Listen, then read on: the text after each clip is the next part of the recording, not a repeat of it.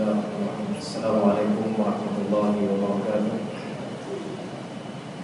Alhamdulillahirabbil alamin wassalatu wassalamu ala asyrafil anbiya'i wal mursalin nabiyina maulana Muhammadin wa ala alihi wa sahbihi ajma'in. Amma ba'du.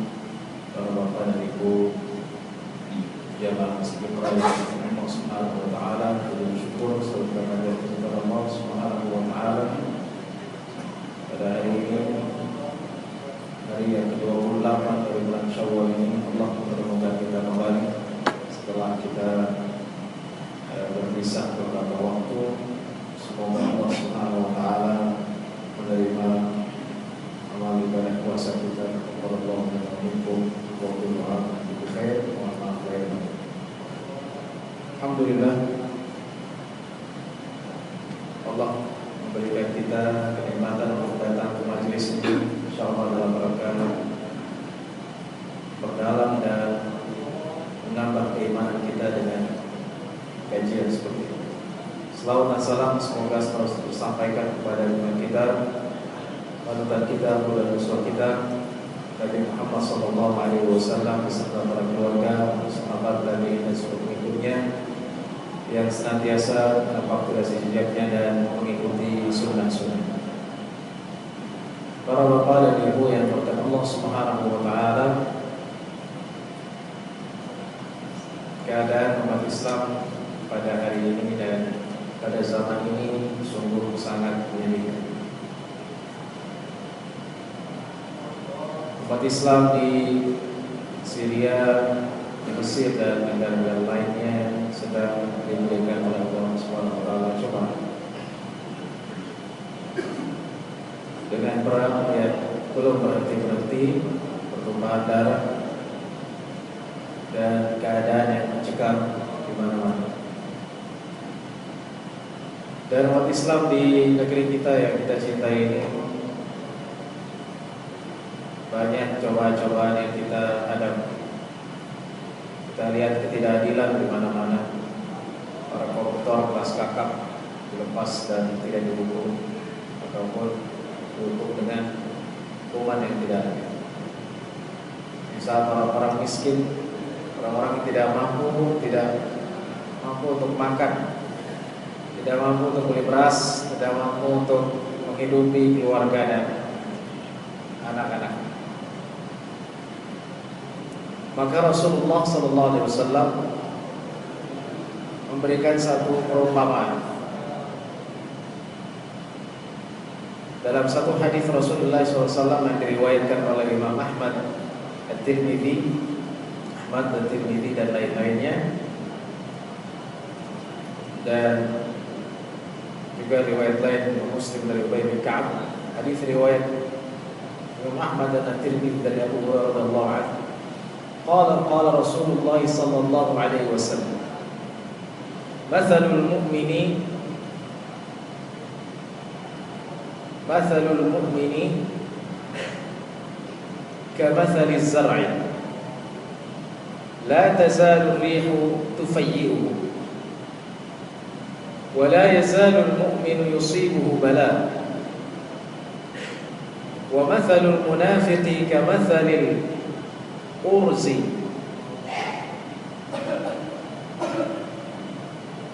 kamathalul urzi la yahtazzu hatta yastaqsida. Yang artinya, perumpamaan orang yang beriman itu seperti tumbuh-tumbuhan. Dalam riwayat lain, kal khamati minaz zar'i, seperti tumbuhan yang basah. Kata Rasulullah SAW, tumbuhan yang basah ini mengikuti tiupan angin. Kalau ada angin datang dari arah utara, maka dia akan menghembus sesuai dengan dari timur, begitu, dari barat dan seterusnya. Dia akan bergoyang dan mengikuti angin yang menghembusnya, karena ia adalah tumbuhan yang basah. Itulah perumpamaan orang mukmin. Kata Rasulullah SAW, tidak berhenti-hentinya orang mukmin ditimpai musibah. Allah Subhanahu wa taala tidak henti-hentinya menguji orang mukmin dengan musibah, dengan bala. Ya, pertumpahan darah, penganiayaan, ketidakadilan, kezaliman ditimpakan oleh Allah Subhanahu wa taala kepada orang-orang yang beriman.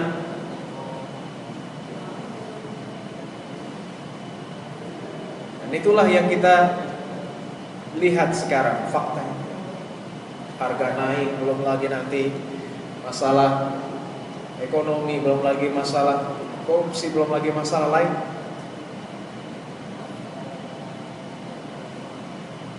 Yang melarat tambah melarat, yang susah tambah susah. Itulah orang mukmin. Allah Subhanahu wa taala memperumpamakan orang mukmin seperti tumbuhan yang basah, yang selalu digoyang, yang selalu digoyang dengan angin dari arah yang berbeda. Sebaliknya orang yang munafik, dalam riwayat lain, wa mathalul fajiri, dan orang yang fajir, orang yang jahat, ya, orang yang berbuat dosa. Riwayat lain orang kafir, munafik, orang berbuat jahat, orang yang berbuat dosa, orang yang buruk, orang yang tidak berakhlak, orang yang fajir dalam arti fujur, melakukan dosa-dosa yang jahat dan lain-lain. Orang yang aniaya, orang yang zalim. Perumpamaan mereka, kata Rasulullah SAW, seperti pohon urzi. Dalam perkataan urzati, pohon cedar. Apa itu? Pohon cadar bukan? Pohon cedar itu seperti pohon cemara. Cuma dia lebih luas, lebih besar, ya. Rantingnya lebih kokoh. Tapi bukan cemara, dia lebih lebar. Dan pohon cedar ini menjadi lambang bendera Libanon. Karena Libanon itu memang banyak pohon cedar. Di negeri Syam, ya, terlebih Libanon, itu banyak pohon cedar. Kenapa pohon cedar? Ya, saya juga belum pernah melihat pohon cedar di Indonesia, di Jakarta ataupun di Jawa Barat. Pohon cedar ini, kata Rasulullah SAW, orang yang jahat, orang yang munafik, orang yang kafir seperti pohon cedar.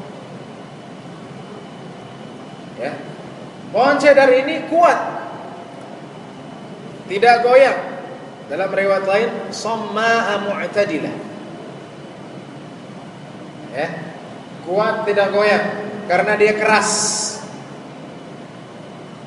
Mau ada angin kencang, mau ada tiupan angin yang kencang dari arah yang berbeda, dia tetap kokoh.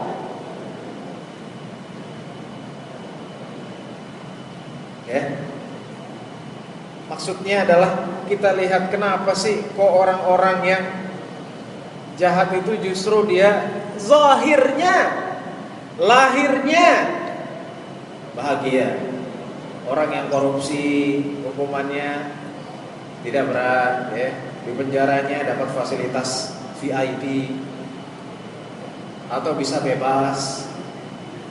Orang yang zalim makin berkuasa, rakyat dibunuhin, masyarakat ditipu, semakin kaya semakin kuat. Ya, itu Presiden Bashar al-Assad. Dia punya hackers dan mengatakan kami tidak takut dengan tentara kalian, Amerika Serikat. Jadi marinir Amerika Serikat itu dihack oleh tentara Syria. Bahasa Arabnya al-jaishu as-suri al-elektroni, ya, al-elektroni. Jadi tentara Syria elektronik. Hack situs-situs termasuk situs marinir yang berbeda. Jadi mengapa ini terjadi? Kita lihat orang-orang yang zalim seakan-akan terus dia makin bahagia, makin senang. Apakah seperti itu terus? Kata Rasulullah SAW, la yahtaz, tidak goyang. Tapi apa kata Rasulullah? hatta yastahsida, sampai pohon itu dicabut. Dalam riwayat lain, hatta qasamaha Allah idza syaa, Allah Subhanahu wa taala merobohkan pohon tersebut tanpa harus kena angin, Allah cabut. Ya, bisa jadi langsung di dunia Allah tunjukkan bahwa mereka adalah orang-orang zalim, ataupun nanti di akhirat Allah berikan ganjaran besar. Jadi jangan kita terkecoh dengan orang-orang, ya kok dia nggak pernah sholat tapi kok dagangannya laris terus, uangnya banyak. Tentu bisa jadi di akhir hidupnya Allah buktikan bahwa dagangannya tidak berkah dan menyebabkannya kepada, atau di hari kiamat, atau orang-orang di barat, orang-orang yang tidak beriman pada Allah, tidak memiliki tauhid, ekonominya maju sehingga kita terkecoh bahwa kita harus seperti orang-orang barat, atau bahkan na'udzubillah mengikuti kepercayaan mereka. Ada orang-orang yang pergi ke barat kemudian mengganti agamanya. Orang Islam di negerinya terkatung-katung, pergi ke barat, Prancis. Ini kisahnya ada. Ini orang Arab pergi ke sana, ke Prancis, kemudian tidak kerja, kemudian kerja, dapat kerja sebagai bersih-bersih cleaning service, sehingga ada orang laki yang suka kepada dia, akhirnya dinikah.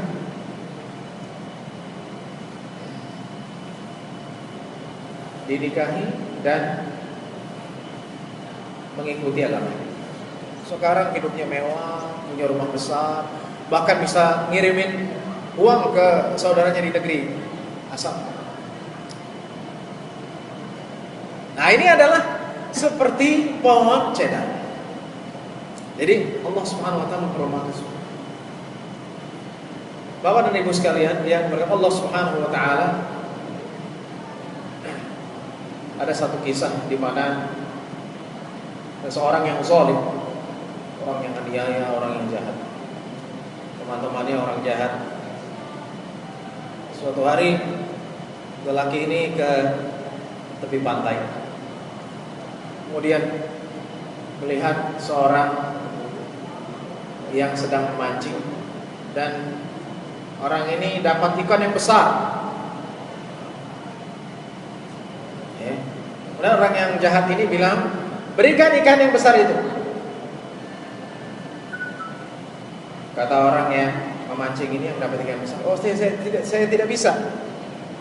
Ya. Saya ingin menjual ikan ini, susah payah ya memancing untuk dapat ikan besar ini. Saya ingin menjual ikan ini yang harganya dari menjual ikan ini saya untuk makan keluarga saya. Akhirnya lelaki yang jahat ini dengan paksa mengambil ikan yang besar. Ya, orang tersebut sedih. Ketika diambil, dia bawa ya ke rumahnya, tiba-tiba di jalanan ikan yang besar ini menggigit ibu jarinya. Digigit ibu jarinya. Ketika sampai rumah dilepas itu ikannya, susah payah dilepas. Kemudian malamnya ibu jarinya bengkak. Dia kesakitan. Besoknya dia datang ke dokter. Ya, ini saya digigit oleh ikan, kemudian ibu jari saya bengkak. Dilihat oleh dokter, kata dokter, jarimu harus dipotong. Akhirnya dipotong. Pulang lagi. Pulang ke rumah,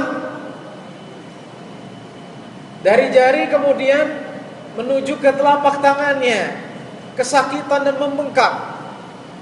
Besoknya datang lagi dokter, tangan saya sakit. Dilihat oleh dokter, tangan kamu sudah apa? Bengkak seperti orang yang tumor. Ya, kata dokter,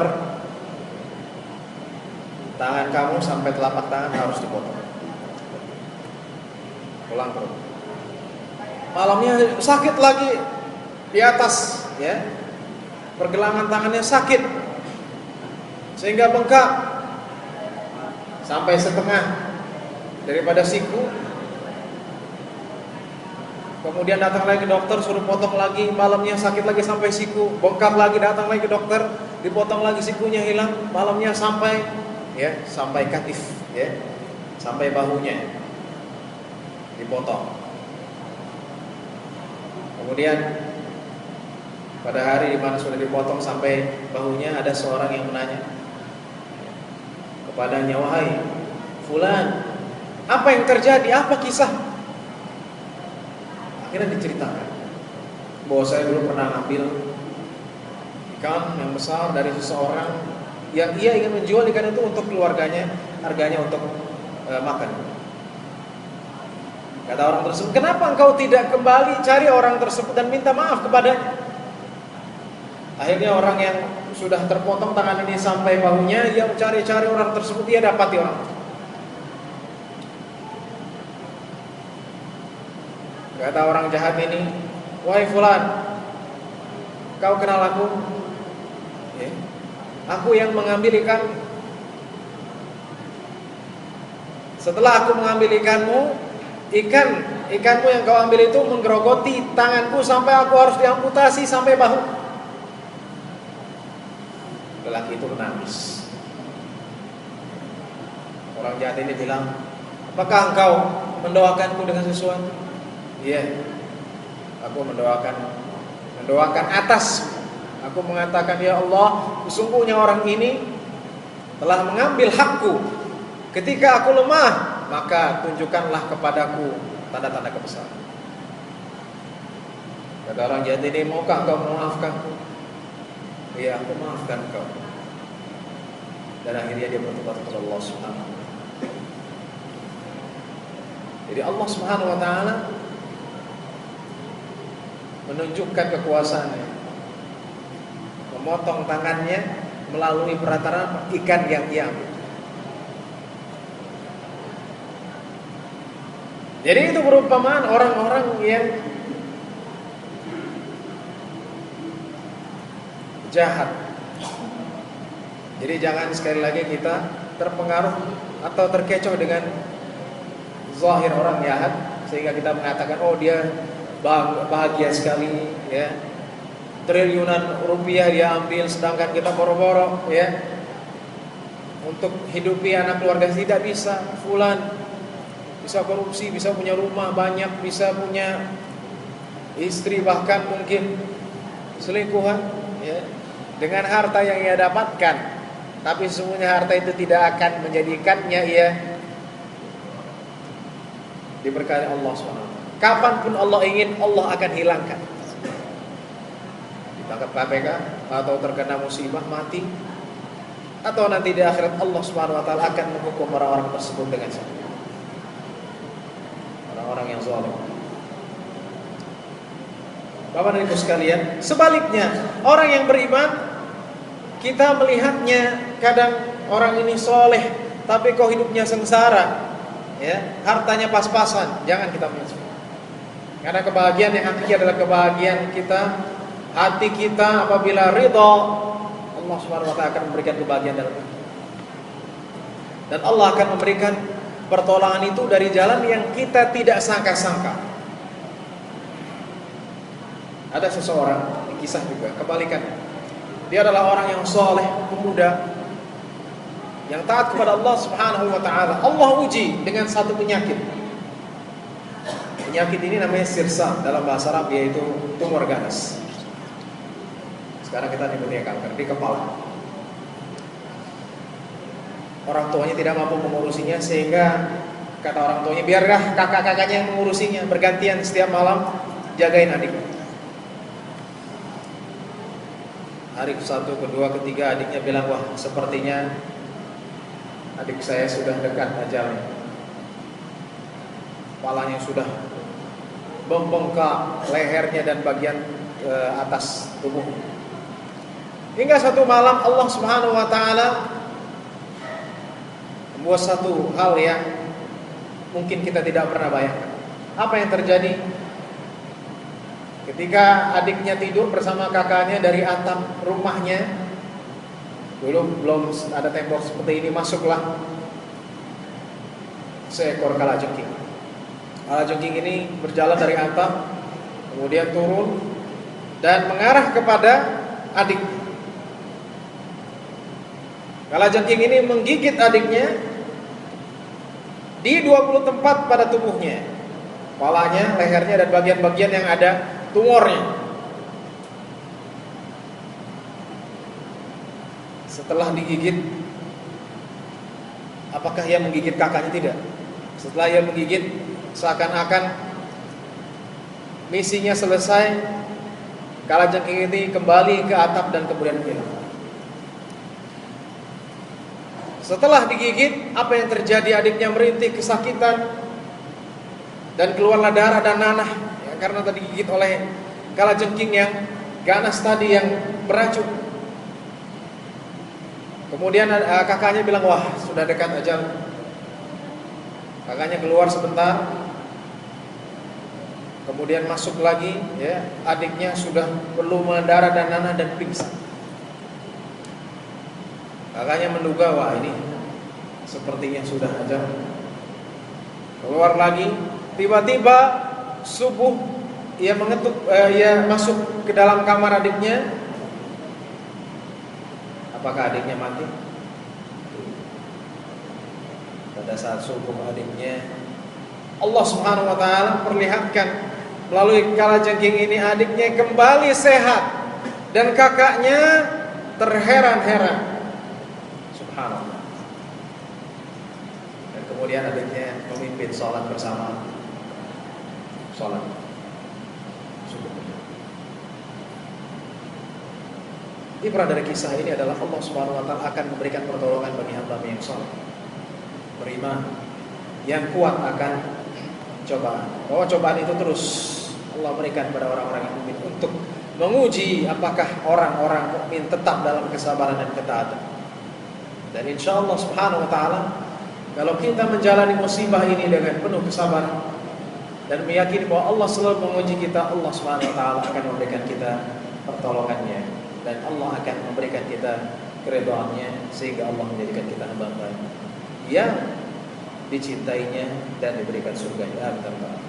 Sekian dari saya, semoga bermanfaat. Wassallallahu ala alihi wasallam. Alhamdulillah. Ada pertanyaan?